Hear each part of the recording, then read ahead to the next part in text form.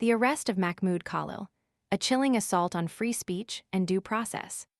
The arrest of Mahmoud Khalil, a permanent U.S. resident with a green card, on Saturday night has ignited a firestorm of protest and condemnation from civil rights groups, legal scholars, and elected officials.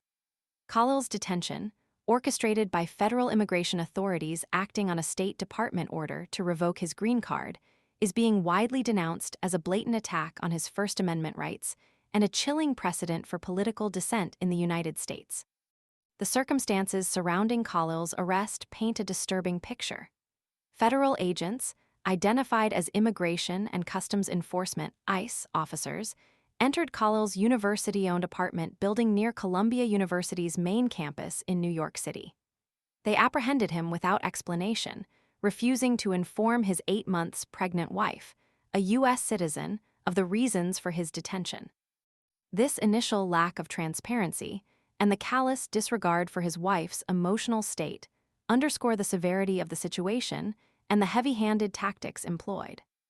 The U.S. Department of Homeland Security, DHS, subsequently confirmed Khalil's arrest, linking it to his activism, which they alleged was aligned to Hamas. This vague and unsubstantiated accusation, levied against a recent Columbia University graduate who previously worked for the British Embassy in Beirut, raises serious concerns about the politicization of immigration enforcement and the potential for abuse of power. The DHS's claim casts a wide net, failing to offer specific evidence or details to substantiate their accusations, raising the specter of guilt by association and the chilling effect this has on political participation. Khalil's role as a lead negotiator during last year's Gaza Solidarity Encampment at Columbia University further fuels the argument that this arrest is politically motivated. While he mediated between protesters and university administrators, he was not involved in the occupation of a campus building. This distinction is critical, highlighting the potential for misrepresentation and selective targeting by the authorities.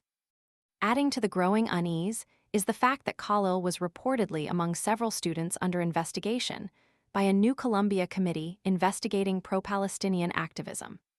This disciplinary process, coupled with the university's recently issued guidance on ICE access to campus buildings under exigent circumstances, raises concerns about the collaboration between the university and federal authorities in suppressing student activism. The reaction to Khalil's arrest has been swift and overwhelmingly critical.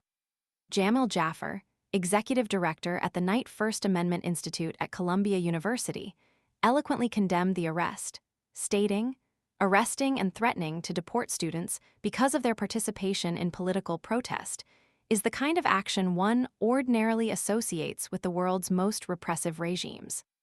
He emphasized the existential threat such actions pose to academic freedom and called upon universities to actively resist the Trump administration's suppression of dissent. Donna Lieberman, executive director of the New York Civil Liberties Union, unequivocally condemned Khalil's detention as a targeted, retaliatory, and extreme attack on his First Amendment rights. This sentiment was echoed by numerous other organizations, including the Foundation for Individual Rights and Expression, FIRE, which emphasized the importance of due process for all individuals facing arrest and detention. The Council on American Islamic Relations, CAIR, highlighted Khalil's status as a lawful permanent resident with no criminal charges, calling his detention lawless and a violation of free speech rights, immigration laws, and basic human decency. Legal experts also weighed in, questioning the legality and rarity of revoking a green card without a prior criminal conviction. Elora Mukherjee, director of the Immigrants' Rights Clinic at Columbia Law School, underscored the unusual nature of such an action. The lack of due process, the absence of criminal charges, and the overtly political nature of the arrest combined to create a deeply troubling picture. Public outrage has spilled beyond legal and academic circles. Eli Northrup, a New York City public defender and policy advocate, captured the widespread unease by stating, "No matter what your views are on Israel and Palestine, you should be terrified of a country incarcerating its residents for exercising free speech." This sentiment resonates deeply, transcending partisan divides and exposing the fundamental threat to democratic principles. Murad Awade, president of the New York Immigration Coalition, asserted that Khalil and all U.S. residents are entitled to due process, echoing the widespread demand for his immediate release. Several New York City lawmakers, including mayoral candidates Zoran Mamdani and Brad Lander, condemned the arrest as unconstitutional and a dangerous precedent for silencing dissent. Comptroller Lander's statement was particularly impactful, acknowledging potential disagreement with Khalil's views while strongly condemning the federal government's use of deportation as a tool to silence dissenting voices. The Student Workers Union at Columbia University also issued a statement, urging university leadership to protect international students and condemning the university's implicit collaboration with ICE in this incident. Congresswoman Pramila Jayapal added her voice to the chorus of condemnation, calling the arrest unacceptable and a violation of free speech rights.